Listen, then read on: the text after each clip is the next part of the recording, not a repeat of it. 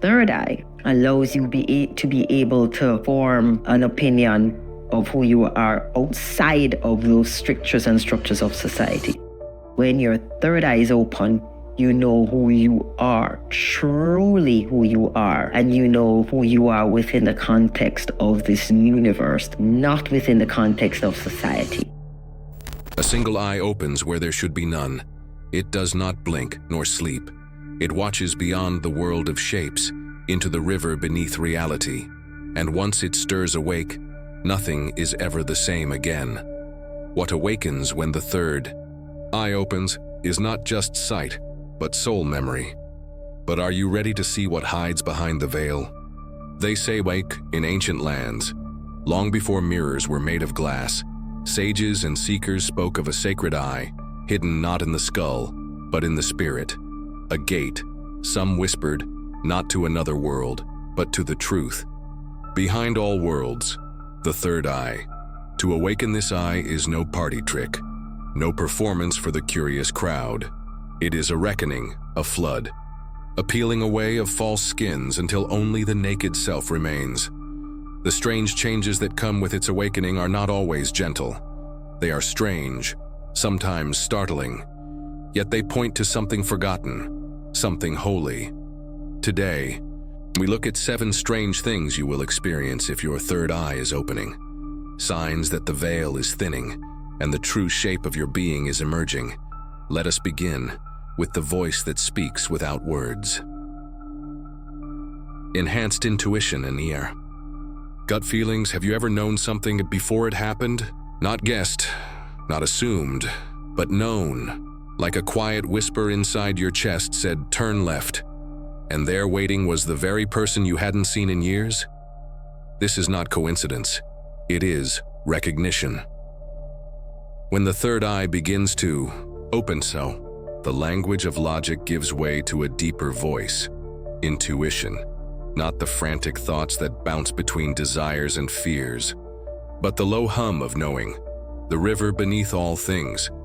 You begin to sense truths, feel warnings, pick up vibrations in conversations that were never spoken aloud. Strangers feel familiar. A room feels heavy before anyone speaks. The phone rings, and you already know who it is. This isn't magic, it's memory, a remembering of how your being used to listen, before noise replaced knowing. And the more you honor these inner nudges, the more they guide you, until intuition no longer feels strange, but sacred. But when the day closes, its eyes, and the third eye opens its own, and it begins to speak in the oldest language of all, dream. Vivid dreams and lucid dreaming. When your third eye stirs, the night becomes more than rest. It becomes a journey. Not of the body, but of the soul. Your dreams begin to shine with symbols, not random scenes, but messages, oceans rising, lost staircases, ancient forests bathed in violet light. You see eyes in the sky, doors within doors, shadows that speak. At first, it startles you, but soon you begin to remember what ancient mystics always knew. That dream is not illusion, it is a mirror, a teaching tool for the soul. As the third eye opens wider, you may begin to guide the dream. Lucid dreaming, where the sleeper knows they sleep, yet walks the dream with will. You may choose your path, fly, question, even call upon guides. These dreams feel deeper than sleep. They wake you, and they leave marks, not on the skin, but on the soul. You may wake with a name on your lips, one you've never heard, or a place that doesn't exist here, yet calls you home. This is no accident. This is the eye, showing you what your mind forgot. Keep a journal. Write, without judgment. Draw the symbols. You are not just dreaming, you are remembering. But what happens when you're not sleeping, and yet you feel the pull? When your skin tingles, your chest tightens, and the world hums beneath your feet. Heightened sensitivity to energy. When the third eye begins to open, the physical world becomes thin. You start to feel what hides behind the faces, what lingers. In the air, unseen, but not unfelt. You walk into a room, and you feel it.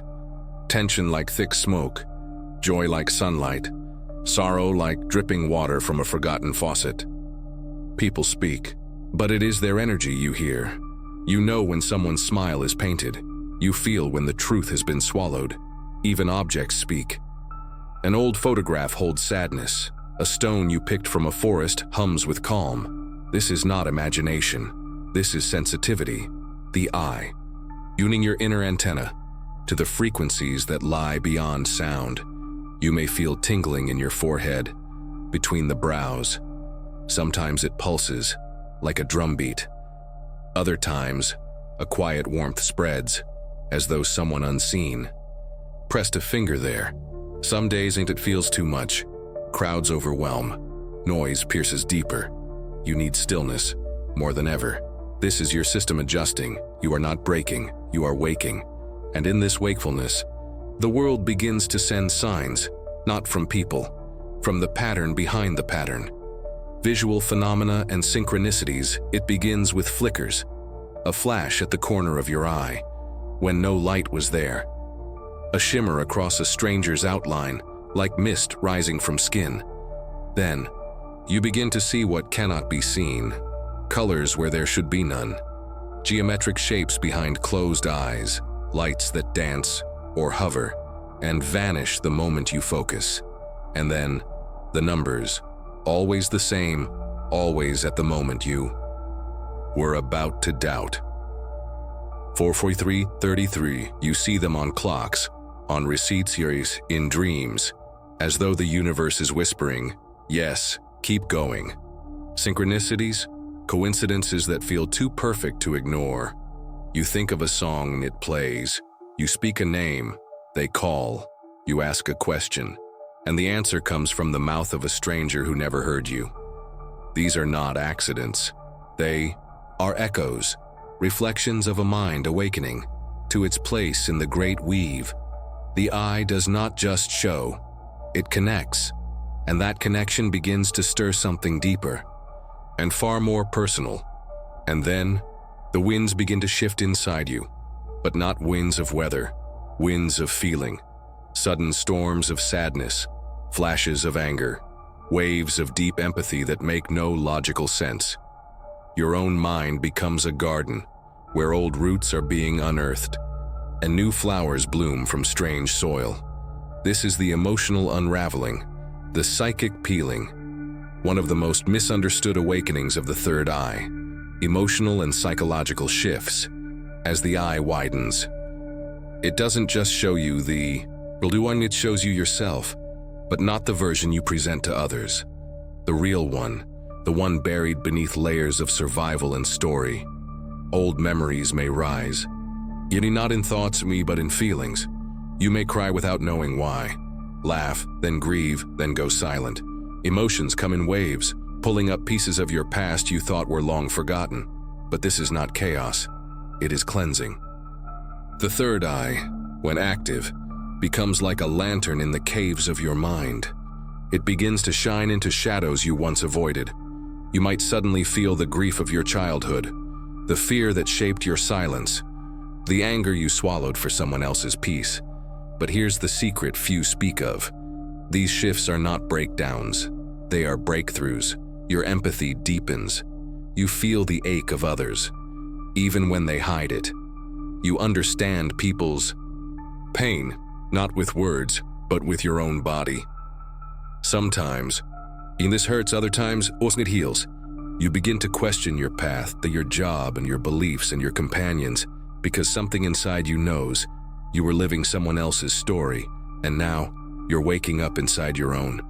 But these awakenings are not solitary, because as the third eye opens, it doesn't only look inward, it begins to look upward. Connection to higher realms one night. In the quiet between thoughts, you may feel it. A presence, not frightening, not physical, but ancient, conwardine, and deeply familiar. As the third eye continues to open, you may begin to sense what mystics have spoken of for centuries: spiritual guides, watchers, ancestors, or messengers of a universal mind. They don't always speak in language. Sometimes it's a dream, sometimes a sign, sometimes a knowing that someone or something is gently guiding your steps. You may feel like you are part of something much, much larger, and not just feel it, but see the patterns play out before you. A conversation from years ago returns with new meaning. Hardship begins to feel like a lesson, not a curse. You recognize the symbols, the numbers, the sacred geometry that speaks to the structure of the unseen. Many describe this as touching the unified field. Others call it source skin or spirit, our God. It does not demand a name, it asks only that you listen. At first, this might scare you. You wonder, am I losing touch with reality? But you are not losing touch. You are seeing reality's other side, a side the ancient Egyptians, the Vedic seers, the Gnostics and Hermetics all knew, that the veil between this world and the next is thinner than paper. And when your eye opens, that it begins to see through that veil. But with that seeing comes a price, because the body begins to feel it too. Physical sensations, you sit still, but your forehead pulses. You walk into silence and hear a hum in the center of your head. You try to rest, but feel pressure building behind your brow. The third eye, though spiritual, speaks through the physical. Many who undergo this awakening report pressure between the eyebrows, like a finger gently pressing inward. Others describe tingling, warmth, or even cold air against their forehead in a windless room. Some feel it while meditating, others randomly during the day. It's not pain, but presence. It's the mark of a gate that is no longer locked. In deeper stages, there may be headaches, a throbbing behind the eyes, a buzzing at the base of the skull. The pineal gland, the physical seat of the third eye in many traditions, begins to awaken. It responds to light, vibration, and focused thought. And when it stirs, the body follows. Your sleep may shift. Your appetite may change. You may become more sensitive to sounds, scents, even colors. This is not illness. It is realignment. The body is learning to listen again, not just to the world, but to the soul within it. And once all these signs appear, the question is no longer if the eye is opening, but whether you will walk the path it shows you. So the signs are here. You feel more. You see more. You remember what you were never taught. But this awakening is not an end. It is a question. What will you do with the eye that now sees? For the third eye does not open to impress. It opens to initiate. And that initiation demands more than observation. It demands transformation. The metaphysical challenge. The journey of the third eye is not a parade of light and visions. It is a quiet confrontation. A spiritual peeling, where the layers you once wore begin to fall away. And here lies the hidden truth. The opening of the third eye will challenge everything that is false in you. The masks you wear will crack. The lies you tell yourself will echo louder than ever before. And the path that no longer serves you will feel heavy, like walking through water. Why? Because the eye does not simply reveal. It asks. It asks, are you living your soul's path or someone else's blueprint? Are your beliefs your own or inherited from fear and silence? Do you seek truth or comfort? These are not easy questions. They are fires. And like the old mystics knew, fire does not destroy the soul. It burns away what is not real. In the ancient mystery schools, initiates were taken into darkness, not to punish, but to strip away the illusions of the outer world. Only when the outer sight was blinded could the inner eye begin to see. The eye turns your focus inward. It forces you to notice how your thoughts bend your world, how your assumptions shape your prison. It shows you that freedom does not begin in action, but in awareness. Carl Jung once said, one does not become enlightened by imagining figures of light, but by making the darkness conscious. This is the true purpose of the third eye, not to escape the world, but to see it fully, to face the shadow, to walk into yourself, with eyes wide open. And if you dare to look deeply enough, you find that the eye is not some new organ. It is your oldest friend, the silent witness that has always known the way, but knowing is only the beginning. There comes a moment in this process when the strange becomes sacred, where what once confused you now completes you, and you begin to see the world not as broken, but as a coded dream waiting to be read. Revelation and integration. You stand at the edge of what you once were.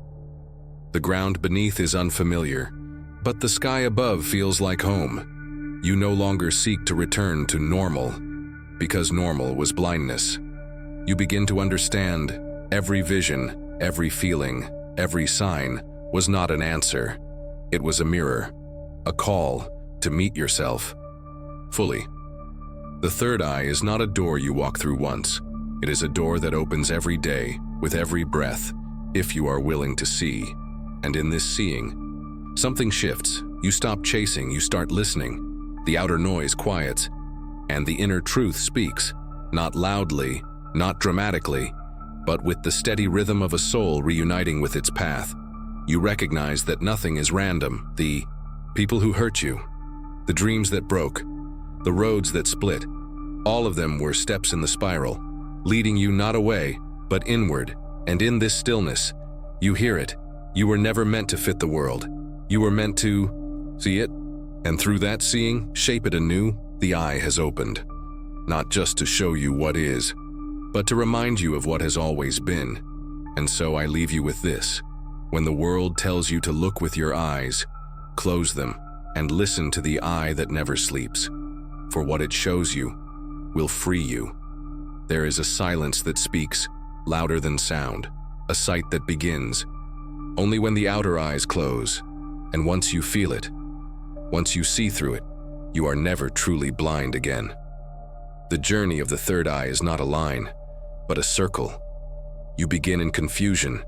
You walk through storms, shadows, and wondersuam, and then return, not where you started, but who you were meant to be. Let us walk the circle one last time. You learned that intuition is not guessing. It is the voice of your deeper self, the self who remembers the script. Even when you forget the scene, it comes quietly, not to demand, but to guide. You saw your dreams shift, no longer stories of nonsense, but riddles of the soul. Each symbol, each face, each place, a fragment of truth, speaking from behind the curtain. You felt the world, not with your hands, but with the space around you. Every room became a conversation, every face, a signal. You realized that energy doesn't lie, and neither should you. You noticed signs, lights, numbers, glances that meant something deeper. Synchronicities, not random, but written. Patterns that proved you were not walking alone. You felt yourself unravel, emotion rising, truth turning. No longer numb, no longer asleep. The past became a teacher, not a chain. You touched the sky within. You knew, without knowing how you knew, that you are not just body, that something watches with you, through you, and your body answered. The pressure, the pulse, the humming in your bones, the physical. Signs were not discomfort, they were announcements. The eye is here. And now we arrive at the closing gate, not because the journey ends, but because you must choose to keep walking. The third eye is not a destination, it is a way of seeing, a way of being, and it asks nothing more than your willingness to look. Look into yourself, not with judgment, but with wonder, not to fix, but to remember. You are not broken, you are waking. So if your dreams have grown deeper, if your thoughts feel heavier, if your forehead pulses with secrets, and the world around you whispers in codes you never learned, know this: you are not losing your mind. You are finding your soul. You are not alone. You are arriving, and the eye, Itu, the one that never sleeps, will guide you through the dark, to the place where the dark begins to glow. Thank you for walking this path with us. If this video helped you remember something forgotten, or sparked a question you've been too afraid to ask, then don't keep it to yourself. Share it with another seeker, one who might also be walking blindfolded through the world. Like, subscribe, and awaken with us again. We are here, walking beside you, watching with the third eye. Until next time, keep looking inward.